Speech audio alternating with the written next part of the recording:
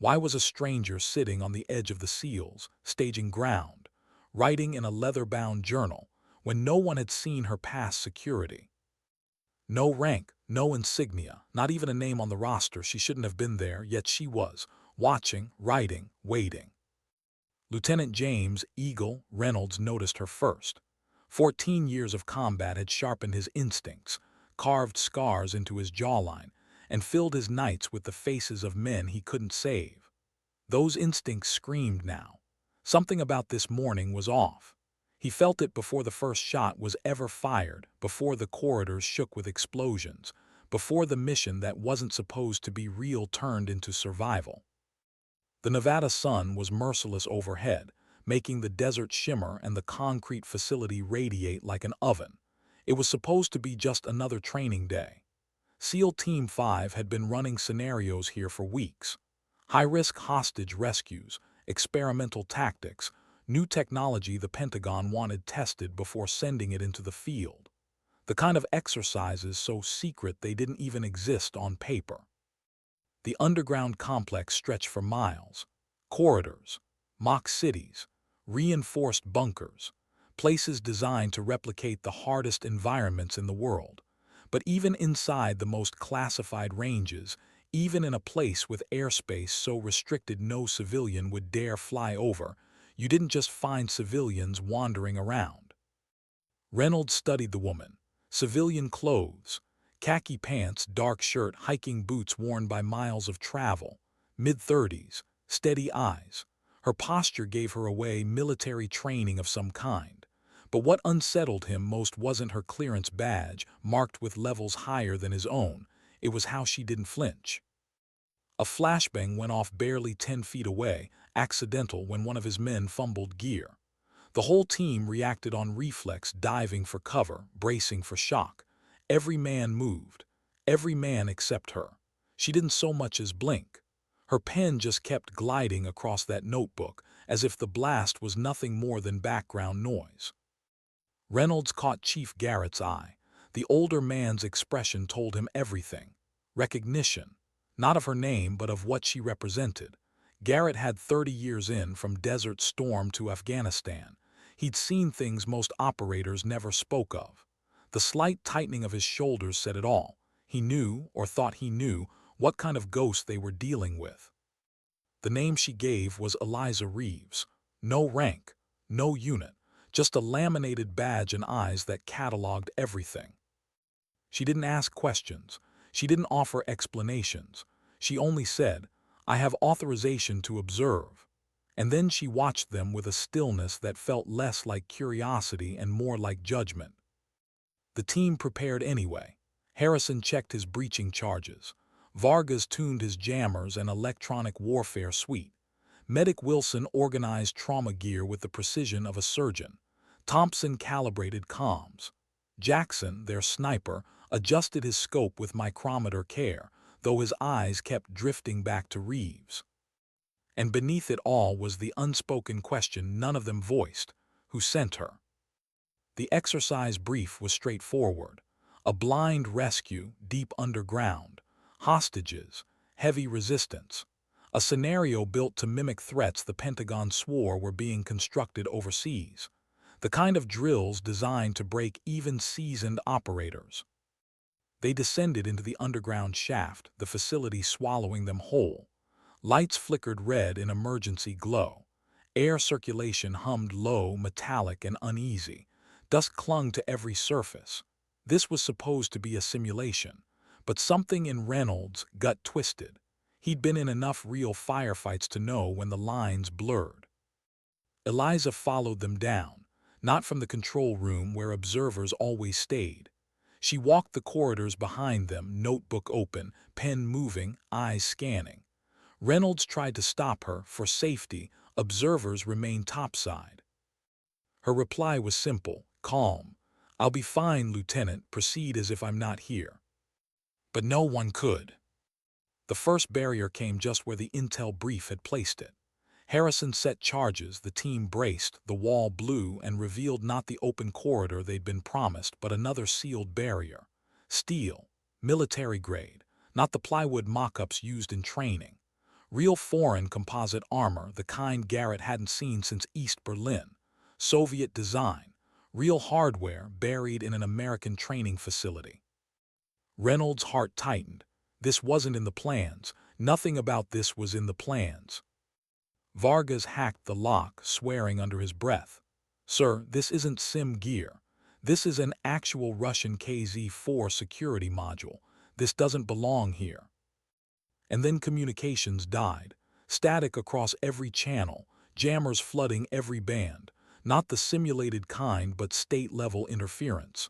Vargas tried backups, then alternates. Nothing. When Reynolds ordered defensive posture, he wasn't pretending anymore. Treat all contacts as hostile until proven otherwise. It was no longer training. The corridors ahead twisted into layouts that didn't match their schematics. Dead ends where there should have been passageways. Armored doors not marked on blueprints. Equipment caches that didn't belong to them. And worse, movement. Jackson was the first to confirm. His scope tracked figures moving with precision. Too disciplined for role players. Too silent for trainers. Their spacing, their communication, professional soldiers, not American. Reynolds' blood went cold. He ordered his team tight, weapons loaded. This wasn't a drill. This was a breach. And through it all, Eliza Reeves kept writing. Calm, patient, as if she'd expected it. Thompson's comms caught a fragment in Slavic. Russian maybe. Military terminology, not actors, real soldiers. Reynolds' choices narrowed fast. They were trapped 40 meters underground, facing unknown hostiles cut off from the surface. No extraction plan, no comms, no control. Above them, unseen, Reeves moved through corridors outside the blueprints. She wasn't lost. She wasn't panicked. She carried gear that no analyst carried. And while the SEALs braced for impact, she was already moving toward something unseen. The firefight came hard and fast. Hostiles breached with flashbangs, precision fire, bounding overwatch.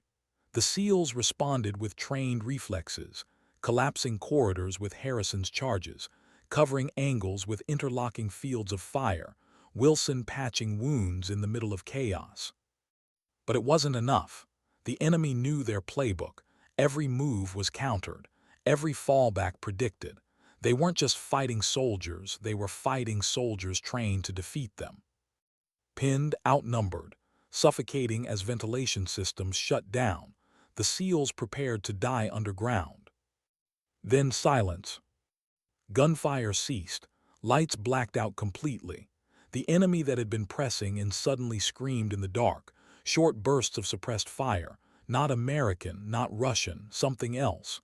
Ghost-like, fast, precise. Reynolds heard it, bodies dropping in seconds, one by one. Jackson reported impossible shots, angles he couldn't see with night optics. Vargas saw movement on sensors that appeared and vanished too quickly to track. Someone was cutting through the enemy, like a blade through smoke. When the lights flickered back, she was there, Eliza Reeves. No longer in civilian clothes, but tactical gear soaked in blood not her own. A suppressed sidearm still warm in her hands, eyes steady. "Your extraction route is clear," she said.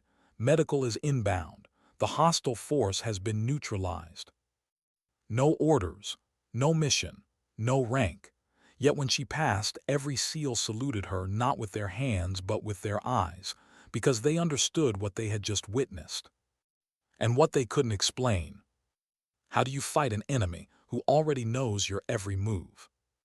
That question burned in Reynolds' mind as dust settled around the breached corridor. His men crouched low, weapons ready, adrenaline cutting through the heavy air. They had trained for ambushes, for jamming, for compromised intel. But never for this, foreign soldiers waiting inside a U.S. training facility, fighting them with American doctrine, anticipating every angle. And then there was her, Eliza Reeves. She had vanished when the firefight began, slipping into the maze without sound. Now she was back, blood spattered, her voice calm. "Your extraction route is clear." It should have been a relief, but instead it tightened the coil in Reynolds' chest. Who was she? And how had she done what an entire SEAL platoon barely survived? Garrett, steady as stone even under fire, watched her with eyes that betrayed something rare: recognition. He didn't flinch when she walked past, didn't raise his weapon. He only muttered under his breath, "I've seen this play before." The men followed her through corridors that no schematic had ever shown. Cold War-era tunnels, Garrett explained in a low voice. Emergency exfiltration routes buried into the bedrock, erased from official records decades ago. The kind of redundancies designed when both nations expected nuclear fire at any hour. And she knew them, every turn, every hidden passage, as if she had been born in these walls. Jackson, bringing up Overwatch, scanned bodies littering the ground. 12 in the first passage alone. All killed with surgical precision, headshots, close-quarters strikes, shots fired at impossible angles. Even he, a sniper with thousands of hours behind glass, whispered, "Whoever did this isn't human." Wilson checked Harrison's wound as they moved. The breacher was pale, blood soaking through makeshift bandages. His breathing hitched with each step, but he still tried to carry his own kit. Pride, stubbornness, sealed to the core. Wilson leaned close. "You'll make it, just hang on." But Harrison's eyes, fevered and sharp, found Reynolds. "Lieutenant," he rasped, "you saw her, that wasn't us. That wasn't training. What the hell is she?" Reynolds didn't answer, couldn't. The elevator shaft she led them to was untouched by the chaos. Power intact. Systems running on independent circuits. She pressed no buttons, entered no codes, yet the doors opened, like the facility itself recognized her. They ascended in silence. Only the sound of gears, the labored breathing of wounded men, and the unspoken weight pressing down on all of them. When the doors slid open, daylight seared their eyes. The Nevada sun, the open desert, clean air rushing into lungs starved of it. And waiting there, not chaos, not battle, but calm. Medical teams stood ready, gurneys prepared. No alarms, no surface firefights, no sign that the world underground had nearly swallowed them whole. Reynolds froze. It was as if nothing had happened. The contradiction was too sharp. How could war rage below while order reigned above? Eliza stepped aside, her eyes scanning the horizon like she was already somewhere else. "Medical will take Harrison. The rest of you will debrief." Reynolds blocked her path. He couldn't hold back anymore. "No, not until you tell me who you are."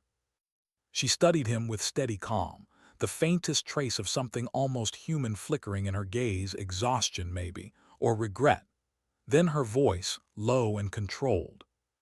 "I'm someone who makes sure warriors like you make it home when normal systems fail." That was it, no explanation, no title, no badge this time. She walked past, leaving silence in her wake. The men didn't salute her formally, but they watched her go. Every one of them. Even wounded, even weary, even angry at the secrecy, they couldn't deny what she had done. And Garrett, old, scarred, still carrying the ghosts of wars that younger men barely remembered, murmured to Reynolds as she disappeared into the facility's shadow. "They used to call them phantoms." Reynolds turned. "Phantoms." Garrett's eyes stayed on the empty doorway. "Ghost soldiers, assets that never existed on any books. I saw one in Berlin, '89. Wall was about to fall, operation compromised. Then one of them showed up. Saved my team when no one else could. Same eyes, same silence, same wait." "Wait," Reynolds pressed. Garrett's lips pressed into a thin line. "Men who have seen too much carry ghosts, but her, she is the ghost." The medical helicopter thundered in, kicking up dust. Harrison was loaded aboard, Wilson climbing with him.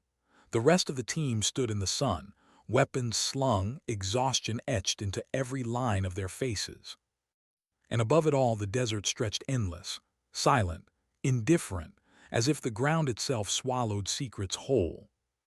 Reynolds felt the ache of command press heavier than ever. His men had lived, but at what cost? A training ground turned battlefield. A mission turned survival. and a woman who wasn't supposed to exist had walked into their lives, rewritten the story, and vanished again. He couldn't shake it. The way she didn't flinch at the blast, the way she knew the tunnels, the way the hostel's professional, lethal discipline had fallen before her like shadows collapsing into night. It wasn't just skill, it wasn't just training, it was something else. Something that shouldn't have been possible. And yet here they were alive, because of her. That night Reynolds sat alone outside the debriefing barracks, staring into the Nevada dark. Stars scattered across the sky, the same stars he'd looked at in Kandahar, Fallujah, Mogadishu, places where men bled and died. He thought of Harrison fighting for his arm. He thought of the men who hadn't made it home in years past. And he thought of her. Eliza Reeves. No orders, no mission, no face in the system, yet somehow every SEAL had saluted her without a word. And deep inside, Reynolds asked himself the one question that wouldn't let him sleep. If the only thing keeping America's best alive was a ghost, what did that mean for the wars still to come? Why was the official report already written before Reynolds even spoke a word? That was his first thought when he sat in the debriefing room, a sterile chamber with blank walls, no insignia, no photographs of admirals or presidents. Just the hum of hidden electronics and the faint smell of fresh paint, like this space had been prepared not for training, but for containment. Major Patricia Hayes handled the questioning. Calm, professional, her uniform immaculate but her eyes scanning like someone measuring words instead of listening to them. She asked about the training objectives. She asked about the team's adaptation to modified parameters. She asked about performance metrics. But she never once asked the question that had nearly killed them all. Who were the armed hostiles inside a U.S. classified facility? Reynolds answered carefully. Exercise tested adaptability under stress. Team responded according to standard protocols. Hostage scenario neutralized. The lie rolled off his tongue more easily than he expected.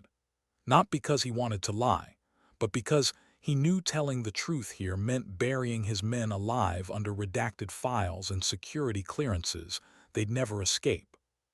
When Hayes finally asked the question he'd feared, her tone was deceptively casual. Were there any civilian observers present?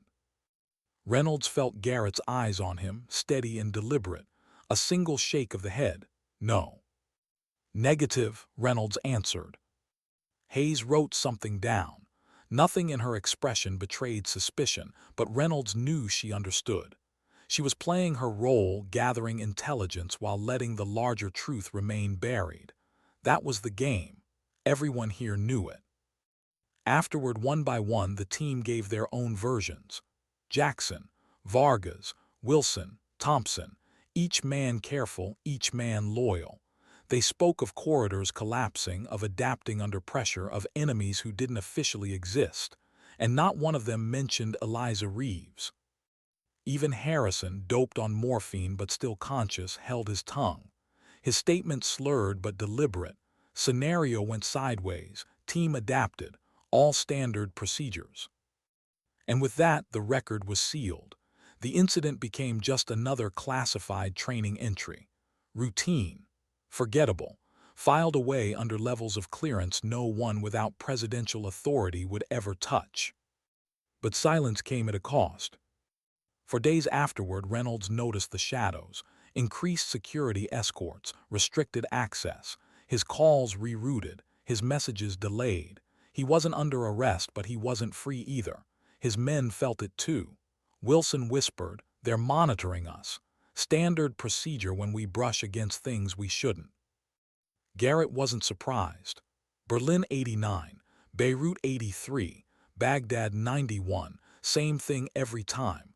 You stumble into the dark stares back, and then the walls close in. Reynolds tried to shake it off, but the truth gnawed at him. He couldn't stop replaying those 2 minutes in the dark.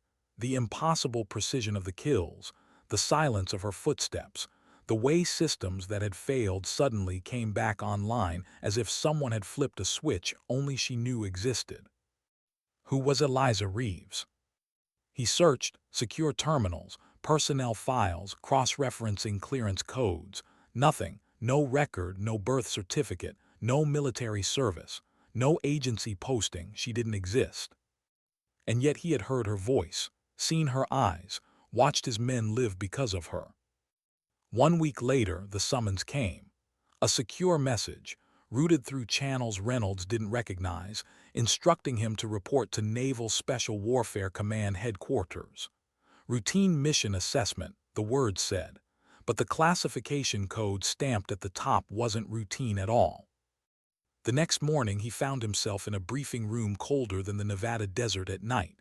Bare walls, one table, one chair, cameras in the corners, no identifying marks. Garrett was already there, out of uniform, looking more uncomfortable in dress blues than Reynolds had ever seen. And then the door opened. Admiral Rebecca Walsh stepped inside. Reynolds had never met her, but her reputation filled the room, decades shaping special operations policy. Cold War veteran turned counterterrorism architect. A woman whose decisions had drawn lines on maps and sent men like him across oceans. She radiated command, calm, firm, unshakable. "Lieutenant Reynolds," she said, taking her seat. "Chief Garrett." Reynolds rose. "Admiral." Her eyes locked on him, sharp enough to cut. "I've reviewed the reports from Nevada. Impressive adaptation under extraordinary circumstances." She didn't say training exercise. She said Nevada. The word hung heavy, loaded with everything unsaid. Reynolds forced himself to stay level. "Thank you, ma'am. My team performed according to their training." Walsh's smile was almost imperceptible. "According to Chief Garrett, you performed significantly beyond it." She glanced at him, then back at Reynolds. "I want the truth. Did you encounter a woman identifying herself as Eliza Reeves?" The question hit like a strike to the chest. No preamble, no soft approach, straight into the shadows. Reynolds hesitated. Years of training told him to deflect, to protect his men, to keep his silence.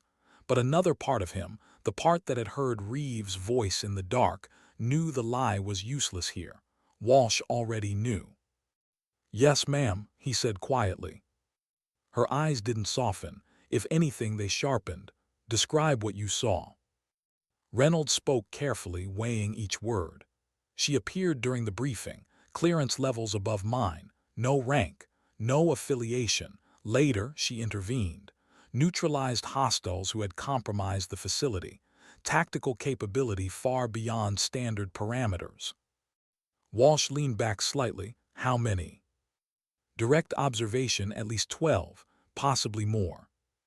"In what time frame?" 2 minutes, maybe less." A pause. The room felt smaller, the air heavier. Garrett said nothing, but his silence was thick with meaning. Finally, Walsh closed the file in front of her. "Lieutenant, what you encountered is part of a program that does not officially exist. We call it Project Phantom." The words settled into the air like a weight. Phantom. Reynolds felt his stomach knot. Garrett's earlier whispers, the ghosts he'd seen in Berlin, the woman who had walked into their lives like morning mist. It wasn't just a story. It was real. Walsh's tone was steady, but beneath it, Reynolds heard something else, not fear but gravity. Project Phantom was established in 1962. Cold War escalation demanded capabilities beyond standard doctrine. When Soviet intelligence learned to predict our tactics, we developed assets who didn't follow the playbook. Operatives who could adapt when every card was stacked against them. Operatives like Eliza Reeves. Reynolds exhaled slowly, but his pulse quickened. He wanted answers, but the truth was worse than silence. Because it meant his men had lived not by their own training, but by the intervention of someone who was never supposed to exist. Walsh's eyes stayed locked on him. "What you saw in Nevada, that wasn't coincidence. That was necessity. America's enemies have studied us. They know our playbook. They've built countermeasures. Project Phantom ensures we still survive when the odds are impossible." Her words carried no triumph, no pride, only the weary acceptance of someone who had lived with shadows too long. Reynolds swallowed hard, Garrett's earlier words echoing in his mind. She is the ghost. And he realized something chilling. Ghosts didn't save you for free. What happens to warriors when their enemies know the playbook better than they do? Admiral Walsh let the question hang in the silent briefing room. The overhead lights hummed faintly, but her words cut deeper than any noise. "Lieutenant," she said, "the Nevada incident wasn't the first time America's enemies tried to turn our own doctrines against us. It was only the most recent. What you faced underground was designed with one purpose: to prove we are no longer unpredictable." Reynolds shifted in his seat, keeping his posture rigid. "With respect, ma'am, those hostiles moved like they'd rehearsed it. Every angle, every fallback. They had countermeasures to our countermeasures." "Exactly," Walsh said, "because someone gave them the book." The words struck harder than incoming fire. Garrett leaned forward, his scarred hands clasped on the table. His voice was low, almost tired. "East Germany, 1987. I was leading a NATO exercise. Our safe house compromised before we even arrived. Soviets cut our comms, predicted our fallback, boxed us in. We survived by breaking every protocol we'd ever been taught. But half my team didn't walk out. You're telling me that was part of the same thing?" Walsh gave the faintest nod. "They called it Directorate S deep cover units built to neutralize Western special forces. Decades of training against our methods. We responded by creating assets that didn't follow any doctrine, assets who lived in the margins." Reynolds felt the knot in his chest tighten. Assets like Eliza Reeves. For the first time, Walsh's expression softened. Not much, but enough to acknowledge the name, among others. She tapped a control on the table. A wall screen blinked alive. Documents, photographs, blurred faces redacted with thick black strokes. Project Phantom, authorized by President Kennedy during the Cuban Missile Crisis, expanded under successive administrations, officially decommissioned in 1991. "Officially," Reynolds repeated. "Officially," Walsh confirmed. "Unofficially, it never disappeared. Some threats don't die with treaties, they adapt, and so did we." The images on the screen told fragments of a story no history book carried. Berlin, 68. Angola, 75. Afghanistan, 79. Operators photographed in shadows, blurred figures carrying out missions no uniformed soldier could admit to. "These were the phantoms," Walsh continued. "Men and women with capabilities honed outside conventional training. Not superheroes, not myths, just people prepared to do the things doctrine could never predict. When America's best were boxed in, they broke the box." Reynolds thought of the notebook, the way Reeves had written while chaos unfolded around her. Calm, analytical, recording every breath of the battlefield like she already knew how the story ended. He thought of the impossible precision in the dark gunfire that silenced hostiles before they ever had the chance to shoot. He asked the question that burned at him since that moment: what are they trained for exactly? Walsh's eyes held his. "To make sure men like you get home alive when everything else fails." Her words should have comforted him. They didn't. Instead, they carved a hollow space in his chest. Because if his men had survived only because of a ghost, what did that say about his command? About their years of training? About the sacrifices of those who hadn't had a phantom watching their six? Reynolds' voice was tight. "Ma'am, with respect, that feels like dependency.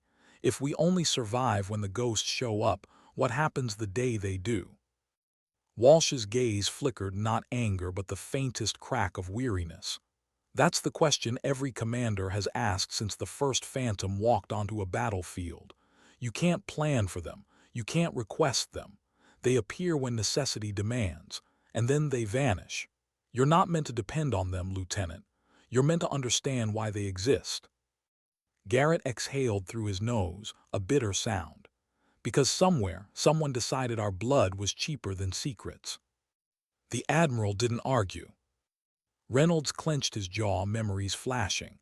Harrison bleeding in the dust, Vargas swearing at dead comms, Jackson firing into smoke, blind and desperate, Wilson stitching wounds by flashlight, and then her, walking through the carnage with steady steps like death itself bowed out of her way. He whispered, almost to himself, she didn't even flinch at the flashbang. Garrett's eyes narrowed, because she's lived through worse. Reynolds looked at him. The chief's voice was raw, carrying something heavy, something old. Berlin, '89, Garrett said. We were trapped. Soviet counterintelligence closing in, no exfil, no support. Then she appeared, not Reeves, another one, same stillness, same silence.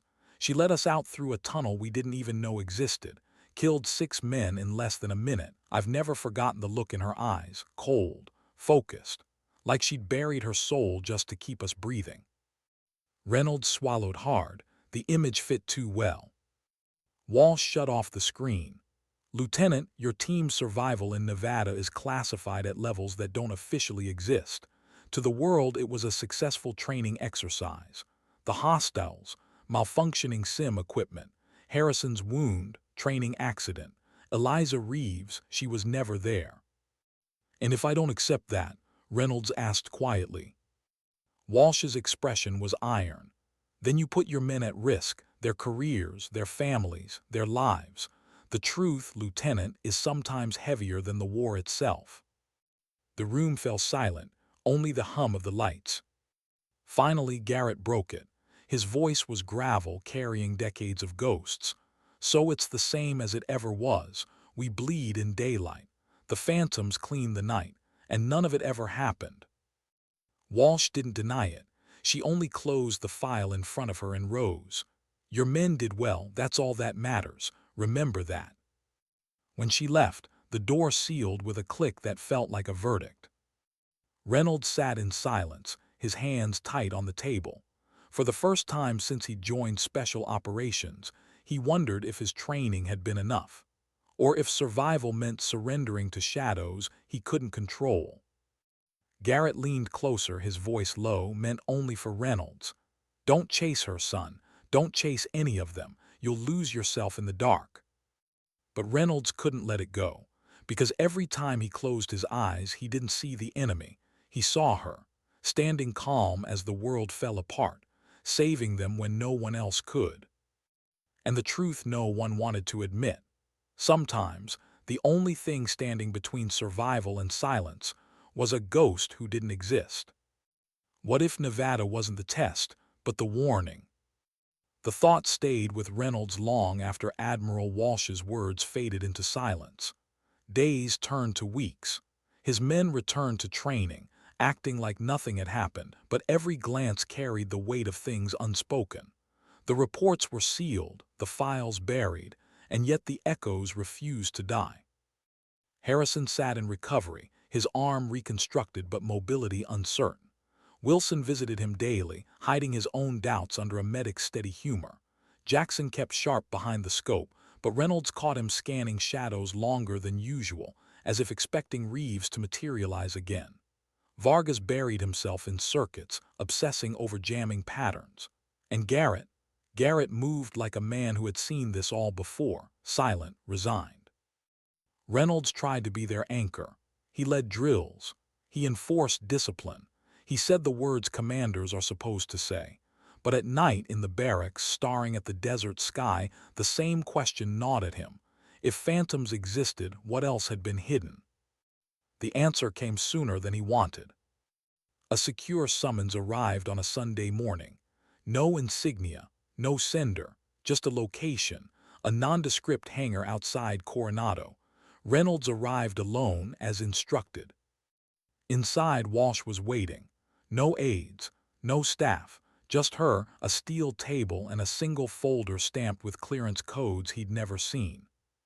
"Lieutenant," she said, "close the door." He did. The click echoed too loudly in the empty space. Walsh slid the folder across the table. He didn't touch it, not yet. She studied him first. What you faced in Nevada wasn't random. It was a mirror.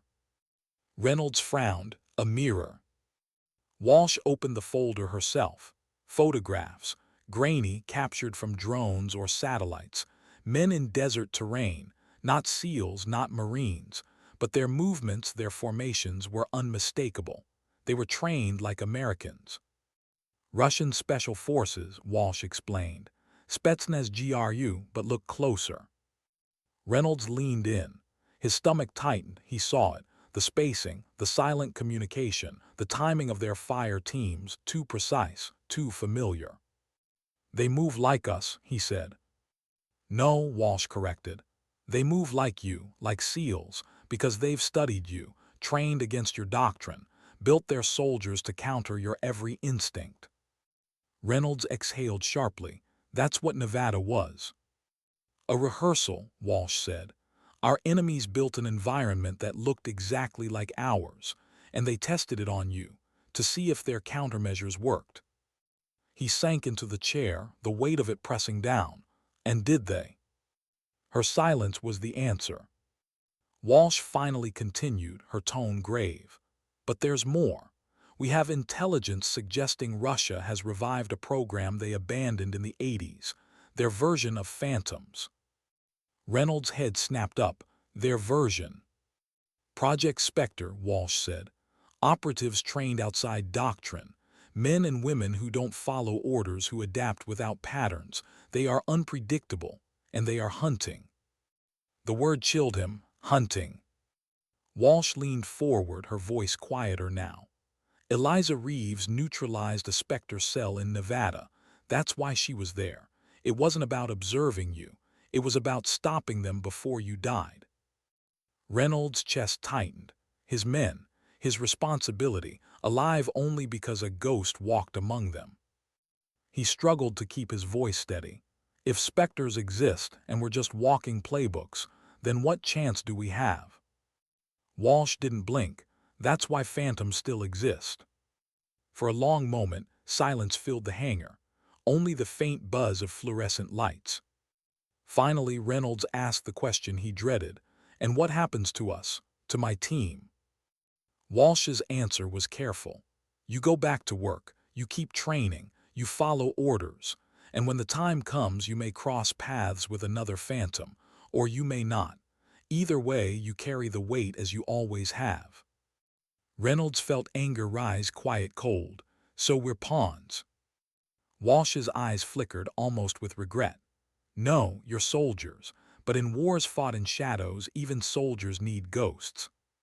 That night Reynolds returned to the barracks. His men were laughing over cards, the kind of forced levity warriors cling to between storms.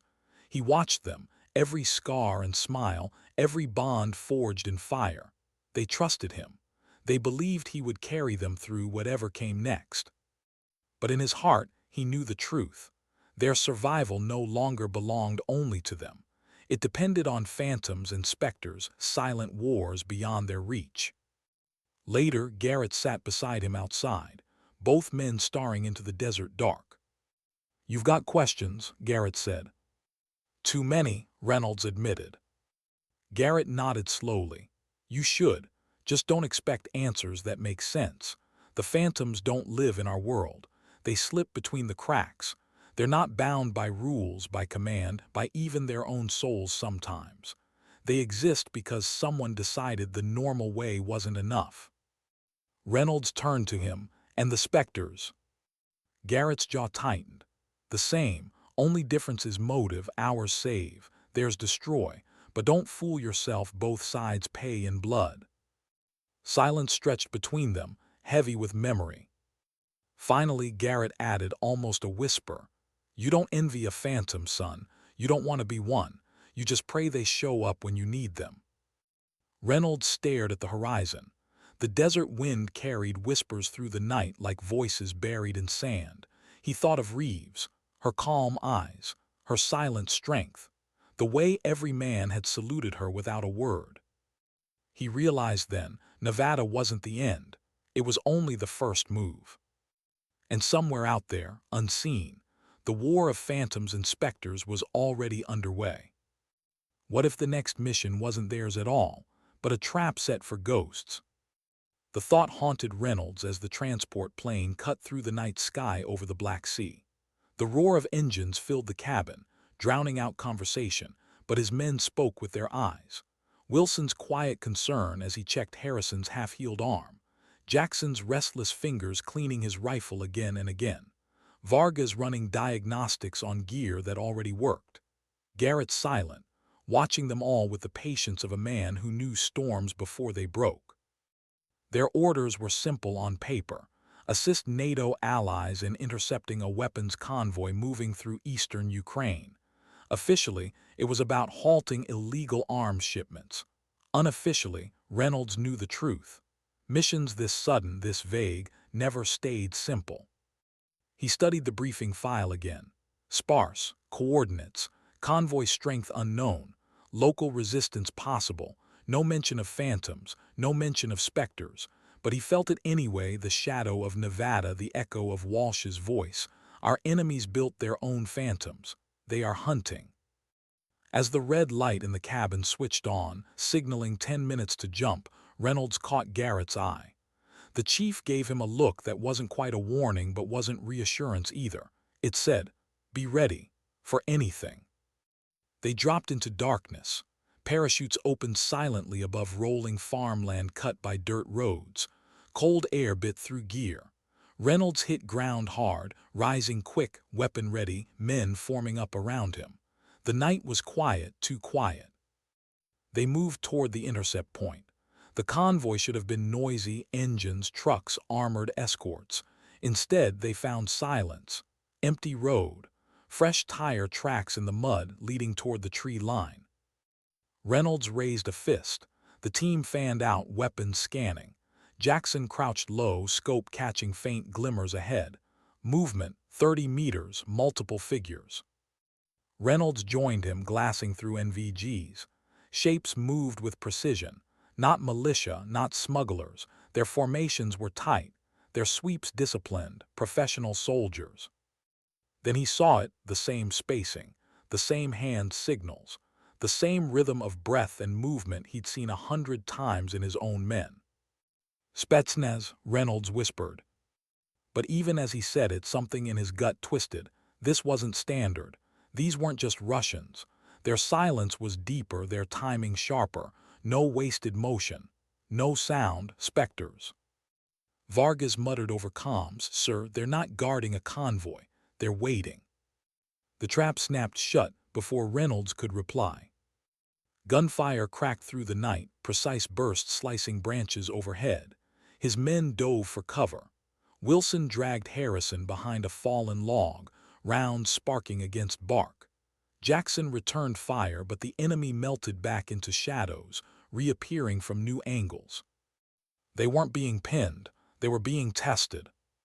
Reynolds barked orders, instincts firing. Shift left, break contact. Vargas, throw smoke. His men obeyed, discipline holding even under the storm.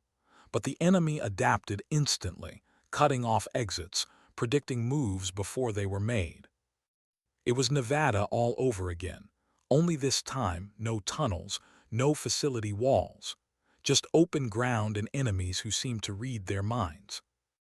And then the worst sound came, silence. The gunfire ceased, shadows vanished, the forest went still. Jackson's voice was low, uneasy. "They're gone, just gone." Reynolds' heart pounded. The specters hadn't failed to kill them. They had chosen not to. Wilson swore under his breath. "They could have finished us. Why didn't they?" Garrett answered, his voice heavy. "Because they weren't here to kill you. They were here to measure you." The realization sank like ice in Reynolds' veins. Specters weren't just enemies. They were mirrors reflecting back every tactic, every habit, every weakness, studying, adapting, preparing. The team exfiltrated under cover of night, shaken but alive. By dawn, they were back at a NATO forward base, reporting to commanders who looked at them with polite disbelief. No convoy had been sighted.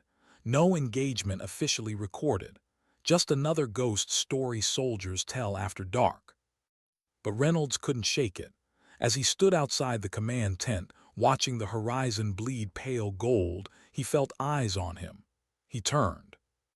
And there she was. Eliza Reeves. Not in tactical gear this time. Civilian clothes again, a jacket too light for the cold, that same leather-bound notebook in her hands.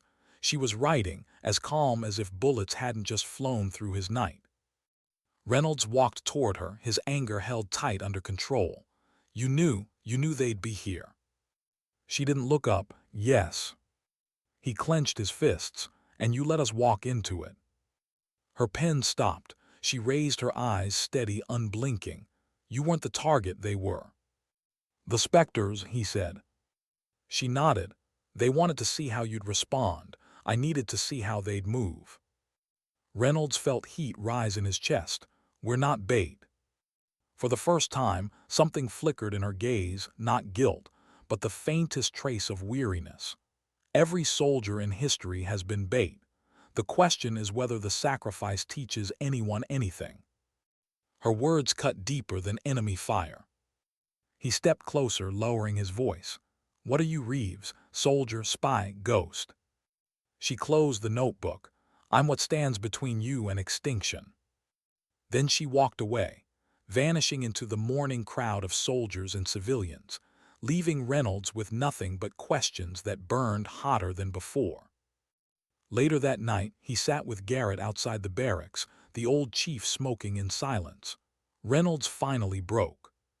She uses us every time, and we just let it happen. Garrett exhaled smoke, the ember glowing in the dark. You're still thinking like a man who wants control. Phantoms don't give you that. They never did. They deal in necessity, not fairness. Reynolds stared into the night. He thought of his men, Wilson, Harrison, Jackson, Vargas, each carrying scars visible and invisible. He thought of the Spectres, shadows adapting with every breath. And he thought of Reeves, calm and silent, walking a line none of them could see. The question gnawed at him, louder than ever.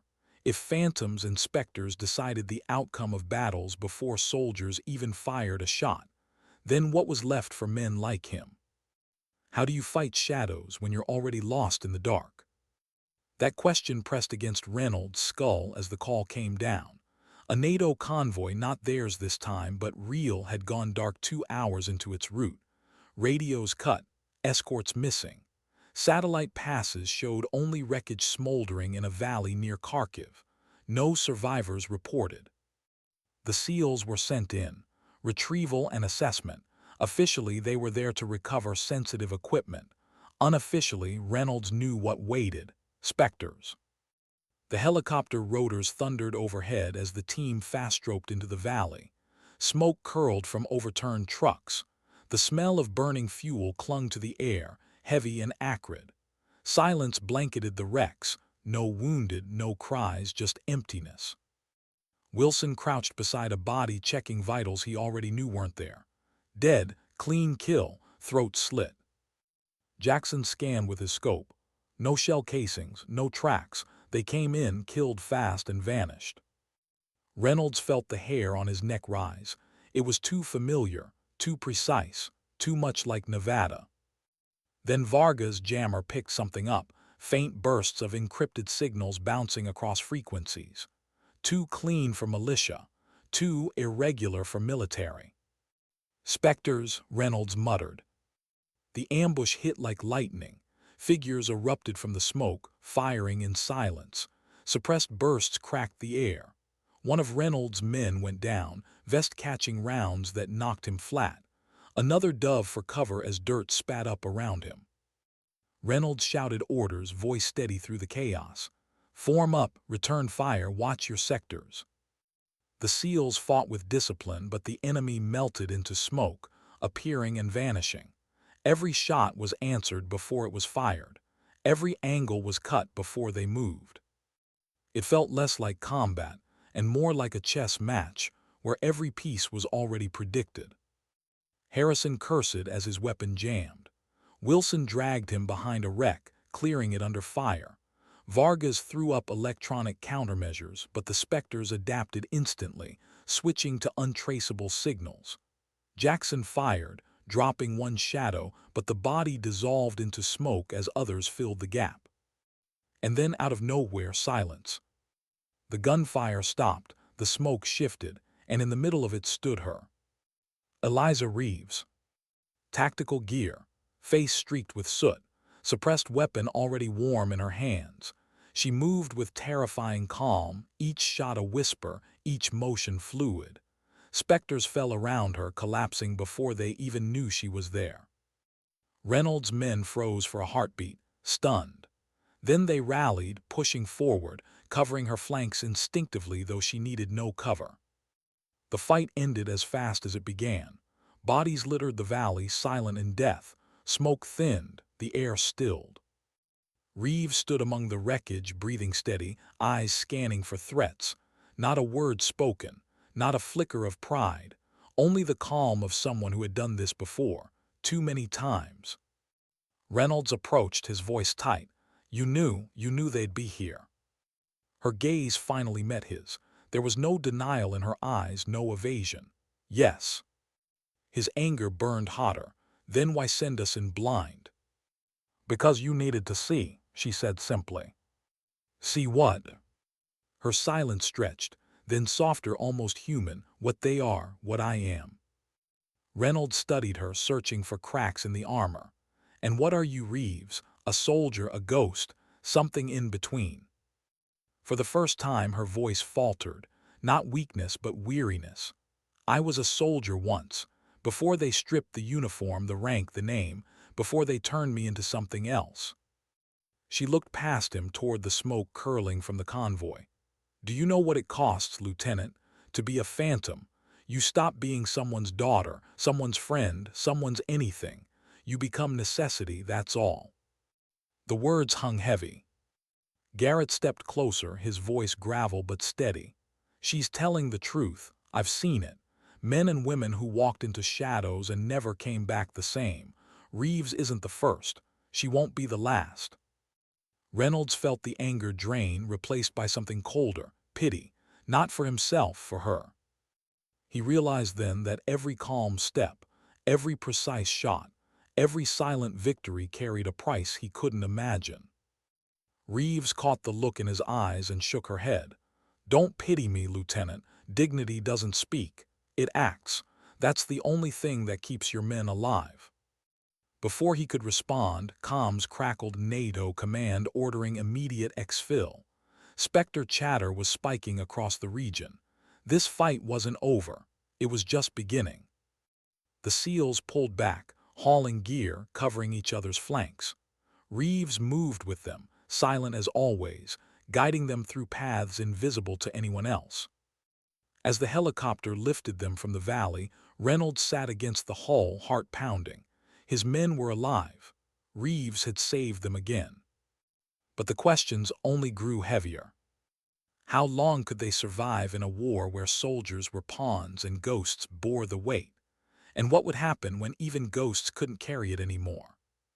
What if the last time you saw her was never meant to be remembered?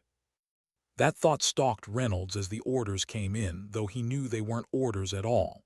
A NATO satellite station in the Carpathians had gone dark, not from bombardment, not from accident, from something deliberate. Sensitive data at risk, no conventional response ready. So they sent the SEALs again. Officially, it was a rescue and recovery. Unofficially, Reynolds knew the truth before the helicopter even lifted. This wasn't about data. This wasn't about allies. It was about ghosts. They climbed into the mountains under cover of night. Thin air bit their lungs, boots crunching snow as the team advanced. The station loomed above them, steel and concrete against jagged rock. Silent. No lights. No movement. "Feels wrong," Jackson muttered. "Because it is," Garrett answered. Reynolds gave the signal. Harrison breached the side door, pain etched in every movement of his healing arm. Wilson pressed forward, rifle steady. Vargas scanned frequencies, dead air. Inside, the halls were cold, echoing, desks overturned, consoles smashed. No blood, no bodies, just absence. Until the first shot cracked. A suppressed round whistling past Reynolds' head, embedding in the wall. Then another. Then silence again. "Contact," Jackson barked. Figures moved in the dark, too fast, too precise. Shadows with no sound, specters. The fight that followed wasn't chaos. It was inevitability. Every move the SEALs made was countered. Every fallback predicted. It was Nevada all over again, only sharper, deadlier. Harrison staggered under fire. Wilson dragged him back. Vargas cursed as his comms failed. Jackson fired, dropping one Spectre, but three more replaced him. Reynolds felt it, the edge of defeat, the inevitability of loss. His men were good, the best, but against mirrors who already knew their every instinct. And then the shadows shifted. One Spectre went down, then another, not from the SEALs' fire, from something else. A flash of movement in the dark, silent shots, precise strikes. Reeves.